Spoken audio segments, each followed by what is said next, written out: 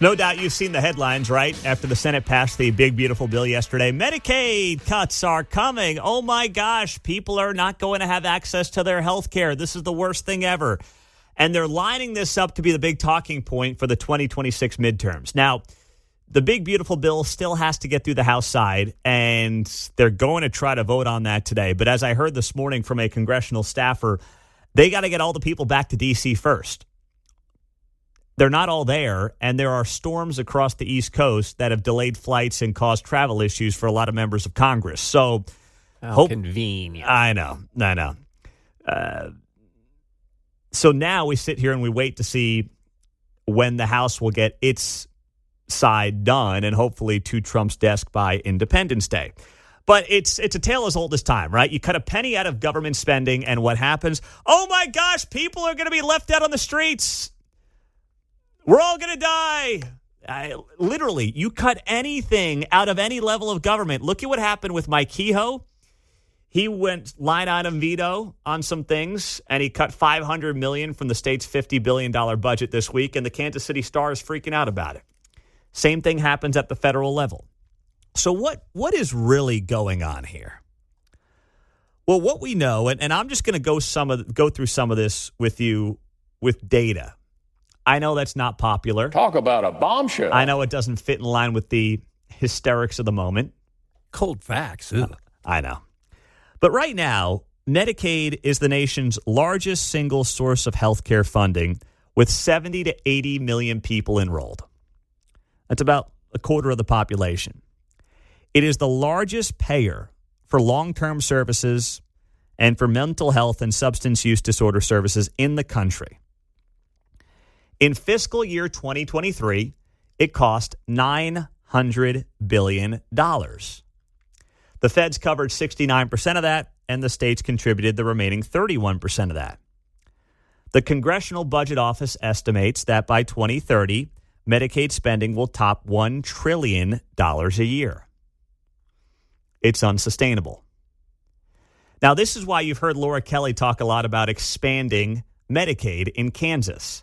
Because how this works is, and a lot of states have done this, 40 states plus D.C. have done this, where you expand Medicaid, and then what really happens is you kick in some money, but the feds kick in the bulk of the money. And the feds just print money, right? So a lot of these states, red and blue, but obviously more so blue, have expanded Medicaid since Obamacare came around.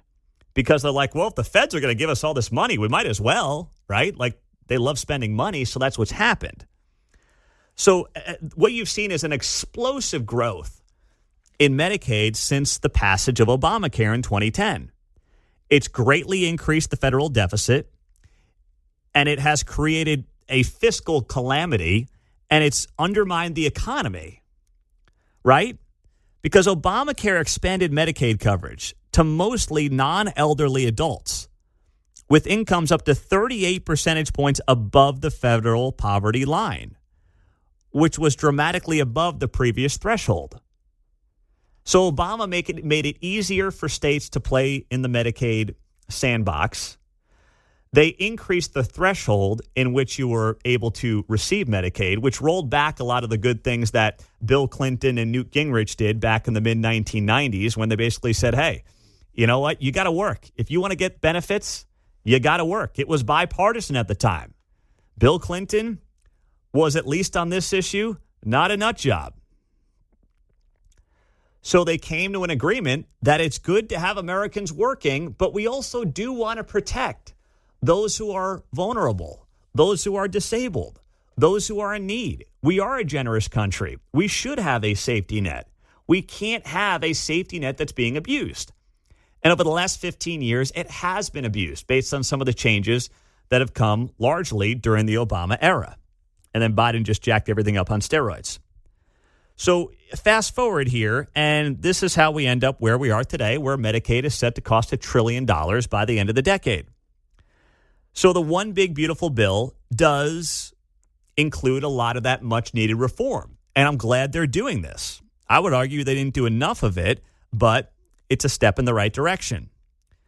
In fact, a CBO report, that's the Congressional Budget Office, and they are not like some conservative think tank, right-wing bunch of wackos or anything like that. They're actually more of a left-of-center outlet and operation based on how their studies typically go. But a CBO report found that Medicaid includes 2.6 million ineligible people. And there are other studies that suggest that number is even higher.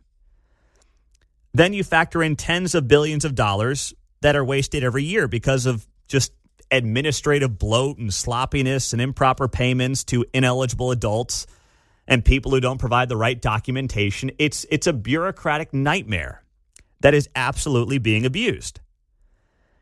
And you also have, of course, able-bodied adults who have drawn benefits without working, draining an overstretched system. And to me, if I want to get the best service to those who need it, then you should want able-bodied adults who don't have dependents off of Medicaid, because the service will then be better for those who need it. Like, that's where the Democrat argument just completely falls by the wayside for me here. And I see Quint Lucas is tweeting about it this morning as well. And he's getting roasted mostly in his mentions. I'll get to some of that here if I have time, although I see X appears to be down, so I don't know if I'll be able to get to it here. Oh, it's back up. Anyway, putting him aside for a second here, if you care about getting the most vulnerable people coverage via Medicaid, then you should want to make sure that the system is as efficient as possible. And the Senate bill that requires recipients who are able-bodied adults to work 80 hours a month, not only is that good public policy, it's good social policy. Having people in the labor force who are able-bodied, having them be contributing members of society is a good thing. It's not only good for the economy, you know what it is? It's good for that person. I mean, how many studies do you have to see that show you being a part of something, going to work, having a job, feeling responsible? It's good for your mental health. It's good for your physical health. It's good for every aspect of your life. Now, work, of course, can overtake your life. That's not healthy, but that's not what we're talking about here. The only people who would be against something like this are people who are looking to grow a government, grow their power over their people, to then continue to gain more power on their end. That's the only group of people who would be against something like this. But, of course, how do they brand it? Throwing people off of Medicaid. No, suggesting you got to work 80 hours a month, 20 hours a week. My goodness, 4 hours a day, 5 days a week. If you're able-bodied, there's no way that if people actually understand what's in this bill and don't just read the headlines, they would be against this. There's no way. So this is not about kicking rightful recipients off of Medicaid. I didn't hear one Republican make that argument during this debate. And that's not what the new legislation does. What it does is it cuts off the handouts for those who are not and should not be eligible. And yes, there's also 1 million plus illegal immigrants who are on Medicaid. How they got there is part of the bureaucratic issue that we have with the system in general and the oversight that isn't obviously done very well. But that obviously comes to an end too. So Congress should adopt these measures, because what it does is it helps ensure that America's fiscal health will try or at least begin to start turning around. Because right now, you look at this stuff, it's pretty hopeless when you're talking about $37 trillion in debt. This is not the catch-all. It's not the one thing that's going to turn around the issues that we have, fiscally speaking. But it's an absolute no-brainer. The mayor of Kansas City, Quentin Lucas, sharing here on social media an article from the Washington Post. Oh, my gosh, here we go. Fake news. It says, the big, beautiful bill's ugly future for rural health care. And the mayor says, I'm blessed to be here today thanks to the care I received as a poor child at an urban hospital like Truman Med and at a rural hospital like Hutchinson years ago.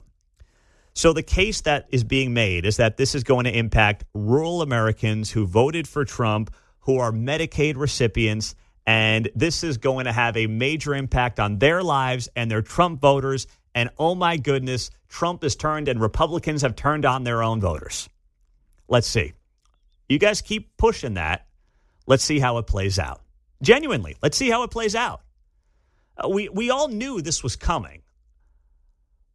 This playbook, there's nothing new here, right? This is not Andy Reid putting a new wrinkle into the Chiefs playbook every season. Wow, I never saw that play before. I've literally seen this play time and time again.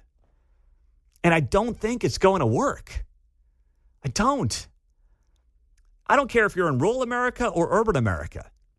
If you're able-bodied, working 80 hours a month is not a big ask. And it protects those who are disabled. It protects those who are in need. It protects the mom with 3 mouths to feed, working 2 jobs, still needing Medicaid. It protects her. Because you know what it does for her? She gets better services.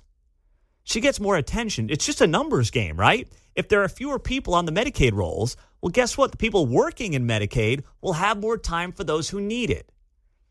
This is good for them. And that these people had any intellectual honesty on this issue, they would be able to see that for what it is. But they don't have it. They don't have any interest in having it. Because for them, it's all about pure political power. And the more people they can get on the government dole, the better it is for them and their political party. The more reliant you are on them, the better it is for them.